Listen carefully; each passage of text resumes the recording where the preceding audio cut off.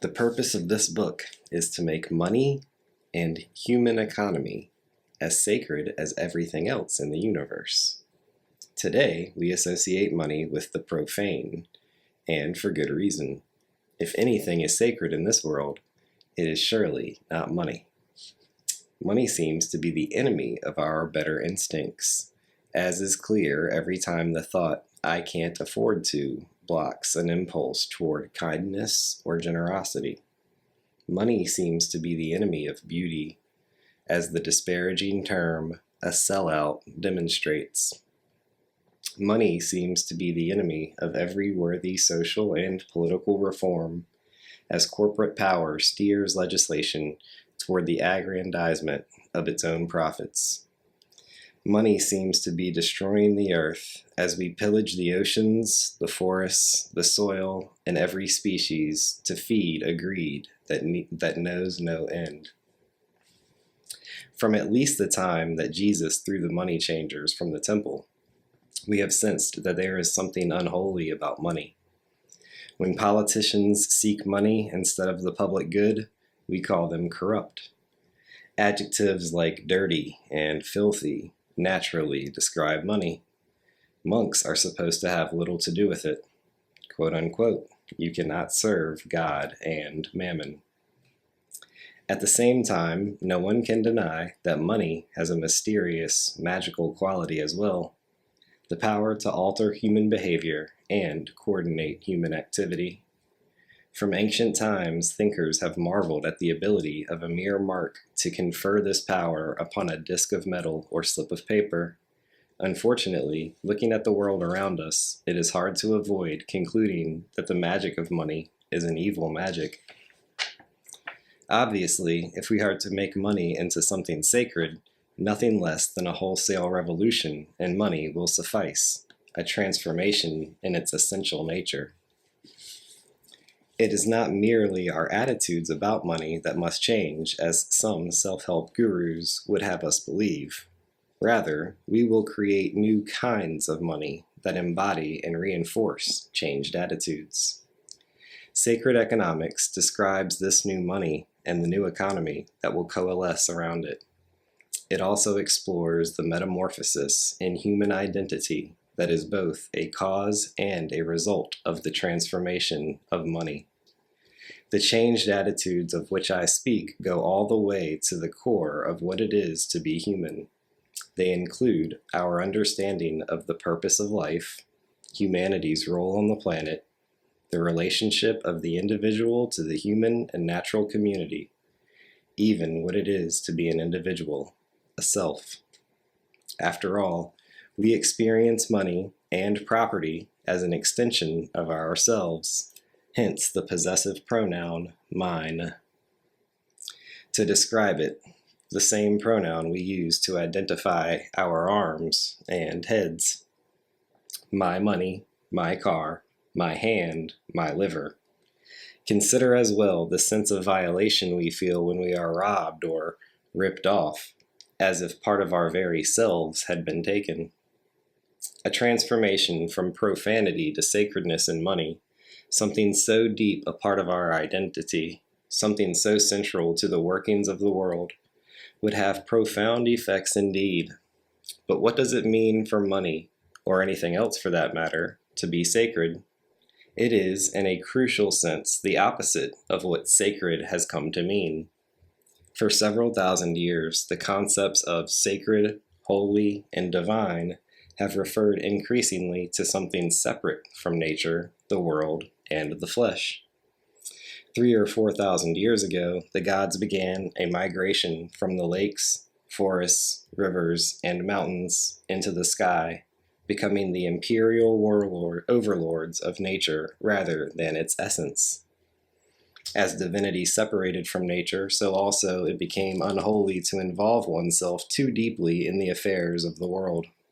The human being changed from a living, embodied soul into its profane envelope, a mere receptacle of the spirit, culminating in the Cartesian mote of consciousness, observing the world but not participating in it, and the Newtonian watchmaker God doing the same. To be divine was to be supernatural, non-material, If God participated in the world at all, it was through miracles, divine intercessions violating or superseding nature's laws. Paradoxically, this separate abstract thing called spirit is supposed to be what animates the world. Ask the religious person what changes when a person dies, and she will say the soul has left the body. Ask her who makes the rain fall and the wind blow, and she will say it is God. To be sure, Galileo and Newton appeared to have removed God from these everyday workings of the world, explaining it instead as the clockwork of a vast machine of impersonal force and mass. But even then, they still needed the clockmaker to wind it up in the beginning, to imbue the universe with the potential energy that has run it ever since. This conception is still with us today as the Big Bang, a primordial event that is the source of negative entropy that allows movement and life.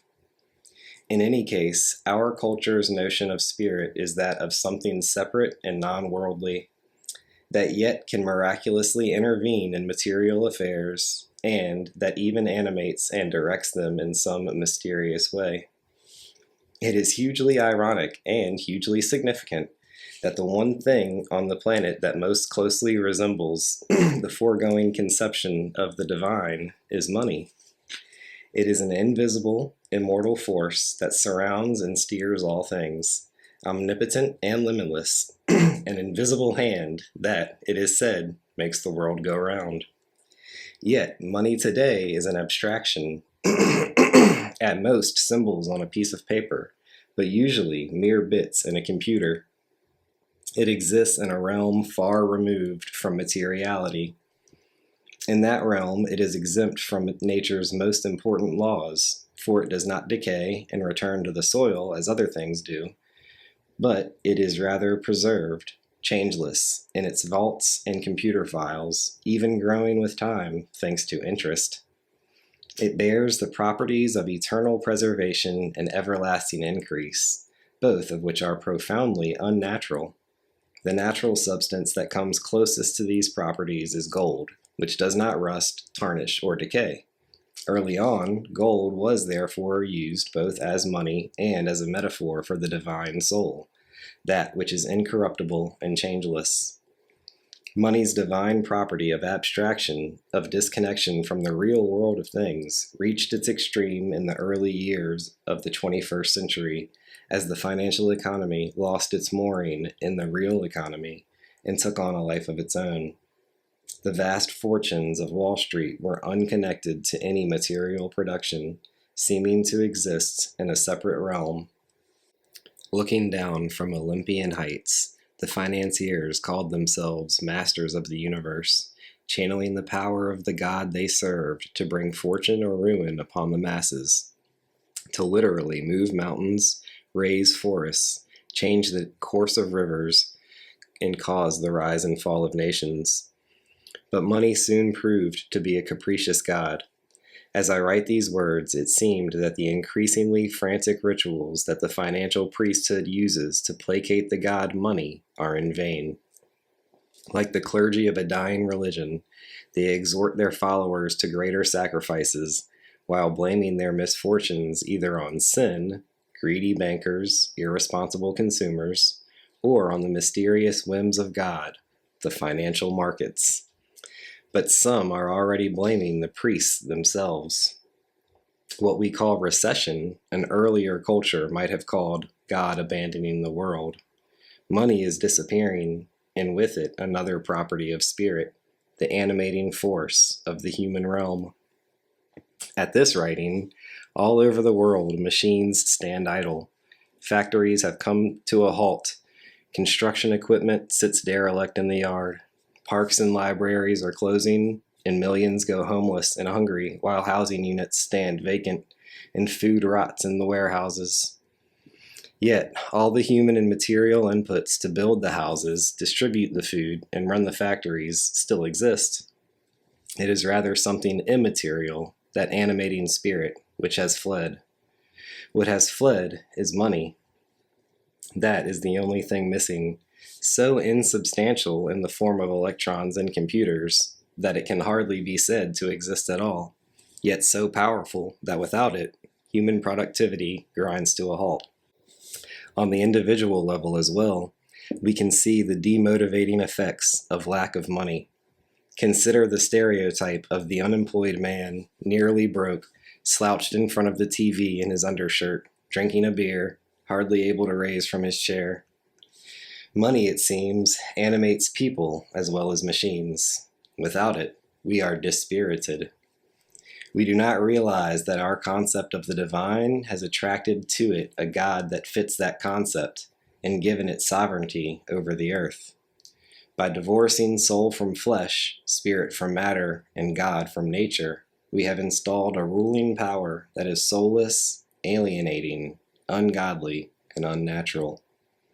So when I speak of making money sacred, I am not invoking a supernatural agency to infuse sacredness into the inert, mundane objects of nature. I am rather reaching back to an earlier time, a time before the divorce of matter and spirit, when sacredness was endemic to all things. And what is the sacred? It has two aspects, uniqueness and relatedness. A sacred object is one that is special, unique, or one of a kind. It is therefore infinitely precious. It is irreplaceable. It has no equivalent, and thus no finite value, for value can only be determined by comparison. Money, like all kinds of measure, is a standard of comparison.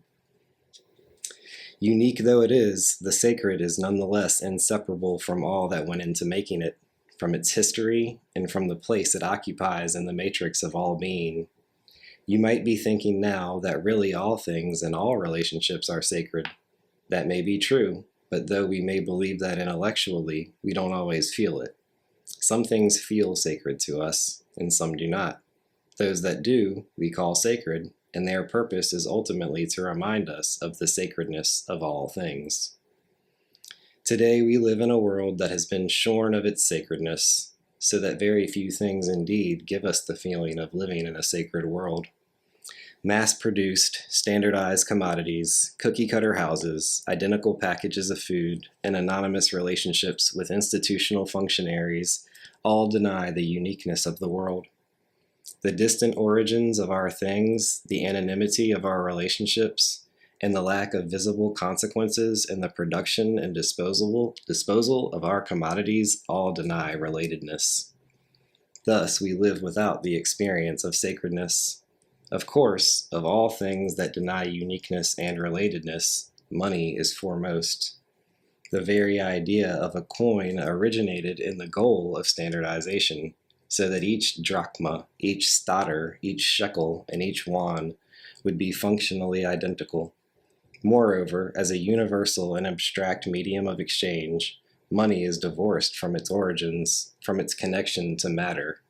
A dollar is the same dollar, no matter who gave it to you. We would think someone childish to put a sum of money in the bank and withdraw it a month later, only to complain, "Hey, this isn't the same money I deposited. These bills are different." By default, then, a monetized life is a profane life, since money and the things it buys lack the properties of the sacred. What is the difference between a supermarket tomato and one grown in my neighbor's garden and given to me? What is different between a prefab house and one built with my own participation by someone who understands me and my life? The essential differences all arise from specific relationships that incorporate the uniqueness of giver and receiver. When life is full of such things, made with care, connected by a web of stories to people and places we know, it is a rich life, a nourishing life. Today we live under a barrage of sameness, of impersonality. Even customized products, if mass-produced, offer only a few permutations of the same standard building blocks. This sameness deadens the soul and cheapens life. The presence of the sacred is like returning to a home that was always there and a truth that has always existed. It can happen when I observe an insect or a plant, hear a symphony of bird songs or frog calls, feel mud between my toes, gaze upon an object beautifully made, apprehend the impossibly coordinated complexity of a cell or an ecosystem, witness a synchronicity or symbol in my life, watch happy children at play, or am touched by a work of genius. Extraordinary though these experiences are, they are in no sense separate from the rest of life. Indeed, their power comes from the glimpse they give of a realer world, a sacred world that underlies and interpenetrates our own. What is this home that was always there, this truth that has always existed? It is the truth of the unity or the connectedness of all things, and the feeling that is that of participating in something greater than oneself, yet which is also oneself. In ecology, this is the principle of interdependence, that all beings depend for their survival on the web of other beings that surround them, ultimately extending out to encompass the entire planet. The extinction of our species diminishes our own wholeness.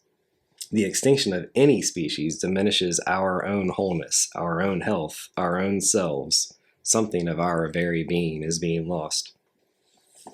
If the sacred is the gateway to the underlying unity of all things, it is equally a gateway to the uniqueness and specialness of each thing. A sacred object is one of a kind. It carries a unique essence that cannot be reduced to a set of generic qualities. That is why reductionist science seems to rob the world of its sacredness, since everything becomes one or another combination of a handful of generic building blocks.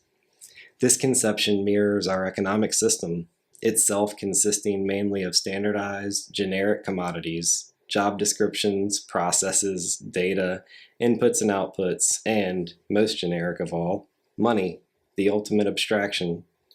In earlier times, it was not so. Tribal peoples saw each being not primarily as a member of a category, but as a unique and spirited individual. Each, even rocks, clouds, and seemingly identical drops of water, were thought to be sentient, unique beings. The products of the human hand were unique as well, bearing through their distinguishing irregularities the signature of the maker.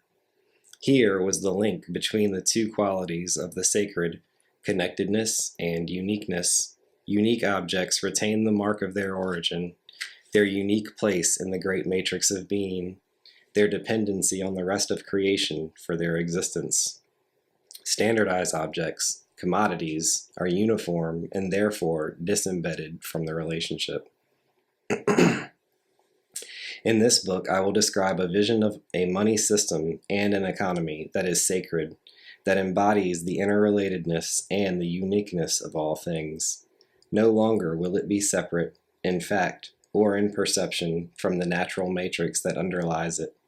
It reunites the long sundered realms of human and nature. It is an extension of ecology that obeys all of its laws and bears all of its beauty. Within every institution of our civilization, no matter how ugly or corrupt, there is the germ of something beautiful, the same note at a higher octave. Money is no exception. Its original purpose is simply to connect human gifts with human needs, so that we might all live in greater abundance. How instead money has come to generate scarcity rather than abundance, separation rather than connection, is one of the threads of this book. Yet, despite what it has become, in that original ideal of money as an agent of the gift, we can catch a glimpse of what will one day make it sacred again. We can recognize the exchange of gifts as a sacred occasion, which is why we instinctively make a ceremony of gift-giving. Sacred money, then, will be a medium of giving, a means to imbue the global economy with the spirit of the gift that governed tribal and village cultures and still does today wherever people do things for each other outside of the money economy. Sacred economics describes this future and also maps out a practical way to get there. Long ago, I grew tired of reading books that criticize some aspect of our society without offering a positive alternative. Then I grew tired of books that offered a positive alternative that seemed impossible to reach. We must reduce carbon emissions by 90%. Then I grew tired of books that offered a plausible means of reaching it, but did not describe what I personally could do to create it. Sacred economics operates on all four levels. It offers a fundamental analysis of what has gone wrong with money. It describes a more beautiful world based on a different kind of money and economy.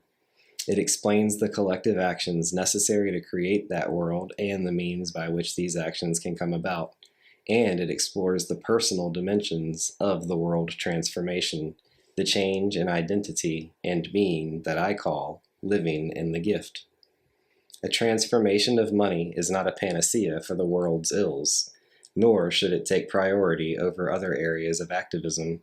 A mere rearrangement of bits in computers will not wipe away the very real material and social devastation afflicting our planet.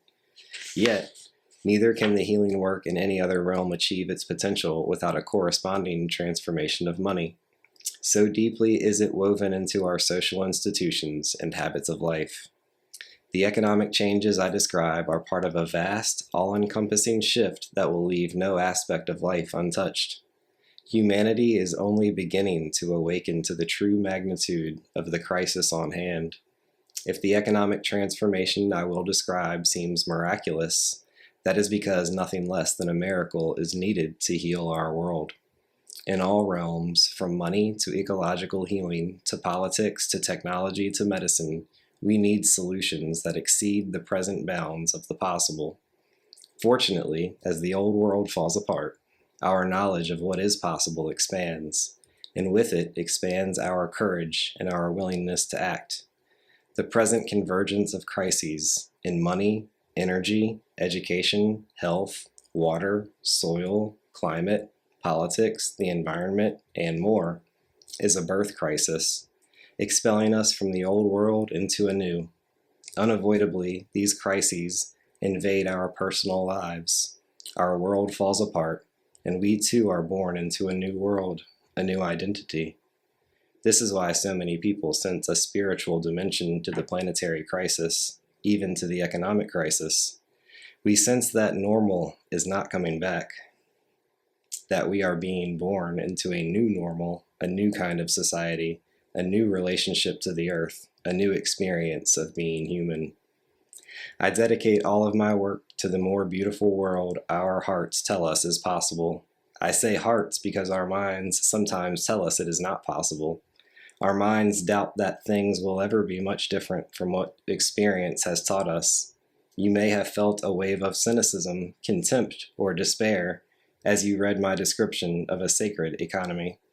You might have felt an urge to dismiss my words as hopelessly idealistic. Indeed, I myself was tempted to tone down my description to make it more plausible, more responsible, more in line with our low expectations for what life in the world can be. But such an attenuation would not have been the truth. I will, using the tools of the mind, speak what is in my heart. In my heart, I know that an economy and society this beautiful are possible for us to create, and indeed, that anything less than that is unworthy of us. Are we so broken that we would aspire to anything less than a sacred world? Peace. I see the signs and I'm moving about as quickly as I can now. Used to wake up at dawn, check my Nikes for roaches, wipe the coat up out my eye, light up tree to fight the notion I was far from getting on. Now it's looking like I'm chosen, huh? Grinding so hard you think I'm trying to bust a Trojan, but I know, yeah, I know it's approaching like I copied and pasted from prophets and sages how to penetrate hearts. So what I jot on a page, I might reposition stars in the thoughts. In the space you get conviction mixed with art. When I hop on the stage and believe we need healing, plenty beats need killing. So my pen bleeds, feeling it's deeper, they ain't spilling. Yeah, every time I speak, reveal it, I think brilliant. And I'ma reach 1 million of souls with these lines so precisely designed that it might seem divine. On the road to perdition, the blind lead the blindness, on the screen and in the sky. Everywhere I see the sign, let go. I see the signs and I'm moving. I see the signs and I'm moving. I see the signs and I'm moving about as quickly as I can now.